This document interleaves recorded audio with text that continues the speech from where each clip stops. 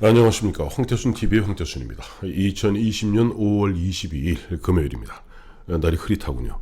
마침 5월 18일이죠. 이번 주 월요일 날 5.18 그 행사날 문재인 대통령의 입술이 허옇게 부르튼 것이 세간에 보면은 어떤 화제가 되었던 적이 있습니다.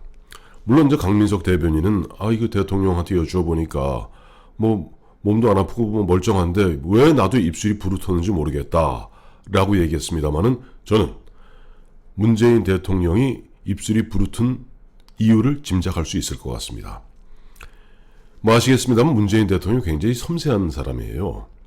어떻게 보면 좀 신경이 약하다고 봐야 되겠죠.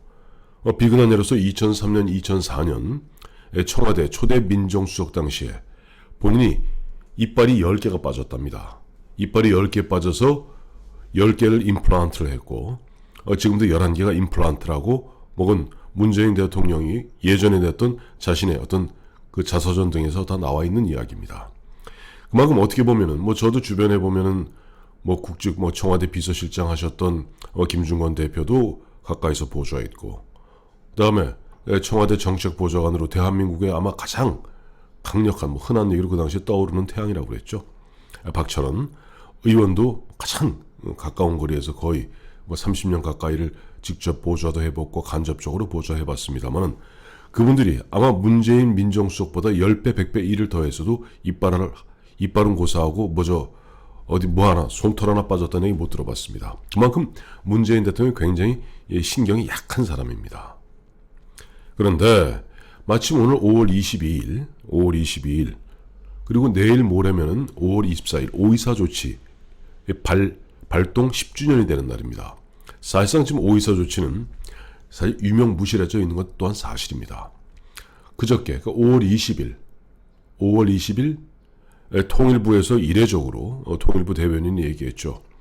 5.24 조치를 사실상 유명무실한 5.24 조치를 흔한 얘기로 없애겠다, 철폐하겠다라는 취지로 통일부 대변인 얘기했습니다.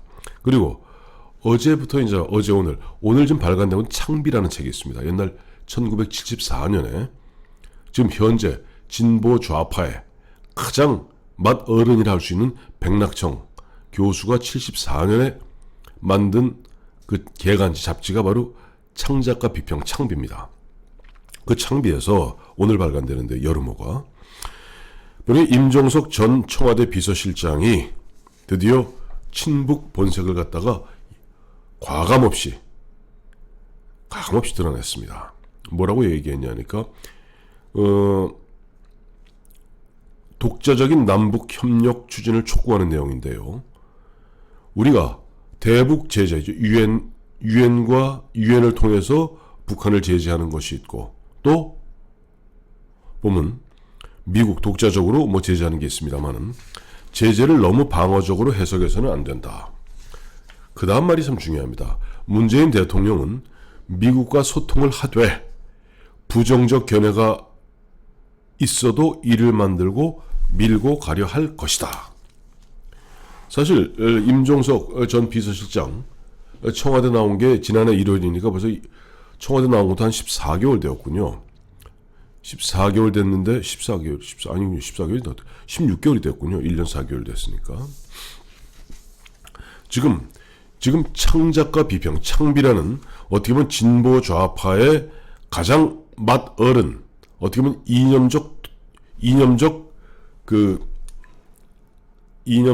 이념을 갖다가 또 교리를 갖다가 전파하는 저수지 같은 창비에 바로 전대협 3기 의장인 임종석 전 비서실장이 문재인 대통령은 미국과 소통하되 부정적 견해가 있어도 이를 만들고 밀고 가려 할 것이다.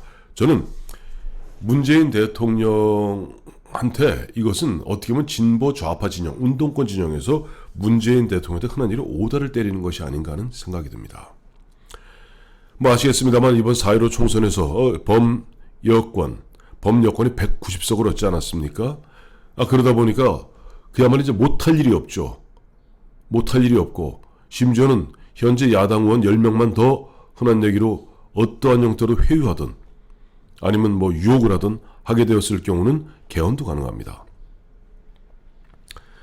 그 무소불위의 강력한 집권 여당 190석을 갖춘 범여권 그에서는 뭐 하자마자 예를 들어서 한명숙 전 국무총리 이미 대법원 확정 판결 나서 그다음에 만기 출소한 한명숙 전 국무총리에 대해서 다시 이 한명숙 역사를 뒤집고 한명숙 억울하다 바꾸겠다. 또 5월 20일 오늘 조금 전 보니까 이번에 유재수 전 부산 부시장이죠. 유재수 보니까 그렇게 법원은 유재수의 죄는 인정하되 하면서 집행유예 3년 집행유예를 덜렁 내보냈어요. 정말 못할 일이 없네요. 그런데 이제 드디어는 이번에 임종석을 필두로 해서 임종석이 하필이면 창비에 가서 문재인 대통령은 미국과 소통하되 부정적 견해가 있어도 일을 만들고 밀고 가려 할 것이다. 즉 뭐냐니까 지금 미국은 굉장히 좀 복잡합니다. 미국은 지금 북한에다가 신경을 쓸 여가가 없습니다. 오늘 김정은 21일째 지난 4월부터 5월 1일까지 21일 잠적했다가 5월 1일 순천 인비료 공장에 잠깐 얼굴 보였고 또 5월 그 이제 보도가 5월 2일 됐죠. 그리고 5월 1일 잠깐 얼굴 비친 이후에 오늘로서도 3주째 두문 불출 얼굴을 나타내지 않고 있는데 북한이 굉장히 고민이 많은 게 지금 올해 쌀 예상 수확량이 136만 톤이랍니다. 이게 역대 최악이랍니다. 1994년 그 당시에 어마어마한 이른바 고난의 행군을 시작하던 그 무렵에 150만 톤 정도를 갖다가 소출을 했는데 예상되는 지금 양이 한 140만 톤이 채 안 되는 그래서 21만 톤의 쌀이 부족한 상태입니다. 그런 상태에서 지금 중국과 러시아와 국경을 봉쇄하고 있고 지금 북한 같은 경우는 좀 죽을 지경이죠. 그러다 보니까 북한이 구체적으로 공개적으로 얘기는 안 합니다만은 음으로 양으로 우리한테 SOS를 치고 있는데 바로 이게 문재인 대통령의 고뇌입니다. 미국은 5월 20일 통일부에서 오이사 조치가 실효되었다는 말을 꺼내기 무섭게 그 다음날 5월 21일 우리 시간으로 미 국무부는 변함없습니다. 우리가 비핵화 조치가 선행되어야 한다. 즉 북한을 말려 죽이겠다는 거죠. 그러니까 비핵화 조치, 가시적인 비핵화 조치에 대한 뭔가 가시적 그런 액션이 없이는 오이사 조치 실효니 뭐니 그건 웃기는 소리 하지 마라 하는 것이 지금 미국의 입장이고 이쪽 내부에서는 지금 이쪽 대한민국 내부에서 친북 세력들은 보면 미국과 소통을 하되 부정적인 견해가 있다 손치더라도 일을 만들어라 그리고 밀고 나가라 하고 문재인 대통령을 압박하고 있는 겁니다. 정말 죽을 지경이죠. 문재인 대통령 입장에서는. 미국은 그렇습니다. 지금 미국은 사실 지금 김정은이 지금 21일째 코로나19 때 21일 또 21일 42일째 지금 중간에 한번 잠깐 얼굴 나타났습니다만 침묵으로 일관하고 있는 가운데 미국은 지금 경제가 거의 폭망 수준이에요. 왜냐하니까 트럼프 대통령이 재선이 확실하다라고 얘기했던 것이 올 연초까지입니다. 그때까지만 해도 미국은 사실상 완전 고용에 가까울 정도로 실업률이 낮았습니다. 그런데 코로나19 지금 세계 최대 코로나19 확진자 사망자를 갖고 있는 미국입니다. 그러다 보니 경제가 거의 올스톱 상태다 보니까 실업률이 천정부지로 뛰고 있습니다. 오로지 지금 트럼프 대통령이 미 국민들에게 러스트 벨트라고 그러죠. 중부 러스트 벨트에 그 백인 노동자들을 한테 표를 얻었는데 그쪽이 지금 보면 어마어마하게 실업률이 높아지면서 지금 보니까 각종 여론조사기관 및 연구단체에서 나오는 이야기들이 트럼프가 올 11월에 있을 미국 대선에서 재선할 가능성은 거의 없다. 즉 트럼프 재선의 가능성, 재선 가도에 먹구름이 꼈다는 것이 현 상황입니다.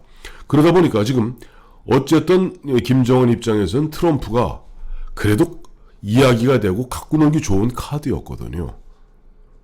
예를 들어서 좀 트럼프가 지고 민주당 정권이 들어선다 그래서 민주당 정권이 북한에게 뭘 풀어줄 것 같습니까?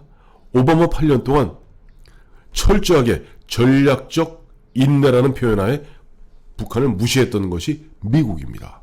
2016년까지. 근데 지금 오바마가 정권이 끝나고 트럼프가 들어서면서 뭔가 처음에는 뭐 파이 앤 퓨리 얘기 나왔습니다만은 결과적으로 싱가포르에서 만나고 또 판문점에서 만나고 어쨌든 미국이 옥죄는 듯 하면서도 뭔가 숨통을 트이는 것 같은데 이게 보니까 좀 트럼프도 좀 재선 가능성이 별로 없고 문재인 대통령도 이제 임기 2년이 안 남았고 이런 상태에서 지금 북한은 경제는 거의 완벽한 올스톱 상태에 들어가는 가운데 그나마 쌀 예상 수확량도 역대 최악인 이런 상황이다 보니까 결국 그러한 김정은의 고민을 갖다가 우리 국내에 있는 이른바 친북 성향의 그 세력들이 대변하고 있는 겁니다. 그것이 미국과 소통하되 부정적 견해가 있어도 이를 만들고 밀고 나가야 한다. 그러니 문재인 대통령으로 봐선 대통령은 엄청 고민입니다. 왜? 지금 보면 한국과 미국 간의 방위비 분담금 이것도 지금 지지부진 협상 안 되고 있죠. 미국은 계속 우리한테 압박가합니다. 자, 미국은 탈중국 앞으로 중국하고 사실상 전쟁 상태니까 한국도 우리의 탈중국 정책에 당시 동참하라. 대한민국의 삼성을 비롯한 각종 기업들 알아서 괜히 저 중국에다 너무 강하게 밀어넣지 마라 라고 압박가하고 있고 또 국내에서 운동권 세력, 진보 좌파 세력은 문재인 대통령한테 압박가합니다. 자, 아무리 뭐라 그래도 일단 그 미국 눈치 볼 거 없어요. 밀고 나가세요. 라고 압박가하고 있습니다. 또 그것만 있습니까? 최근에 보니까 이번에 이제 50년 정치 인생을 떠나는 문희상 현 국회의장은 어제 그저께죠. 사랑제에서 기자들과 마지막 이제 고별 기자들과 이제 만남의 자리에서 그런 얘기했죠.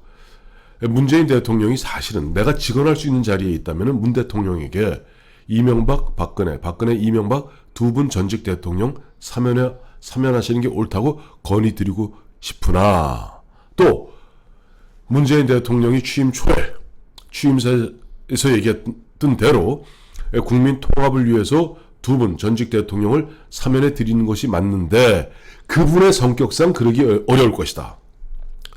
즉 뭐냐니까 문재인 대통령을 갖다 틀어주고 있는 어떤 또 힘들이 있다는 것을 갖다 암시하고 있는 겁니다. 그러니까 문재인 대통령 앞서 처음 모두의 말씀드린 대로 굉장히 보면은 성정이 약한 사람입니다. 그런데 누가 꽉 틀어주고 있으니까 문희상 국회의장 이제 국회의장까지 마치고 그 양반 문희상 씨야 정무수석도 했고 노무현 대통령 때 초대 비서실장도 했고 국회의장도 했고 그 다음에 이제 표표이 물론 아들이 국회의원 안 돼서 좀 아쉽긴 하겠습니다만은 표표이 떠나면서 문재인 대통령한테 그 나름 그러니까 지금 현재 범여권의 가장 주도 메인스트림인 운동권 세력 임종석 또 임종석 뒤에 있는 백낙청 교수 등 그 세력이 흐름이 있고 또 하나의 세력은 좀 온건한 그러니까 과거의 DJ적 흐름이 있죠.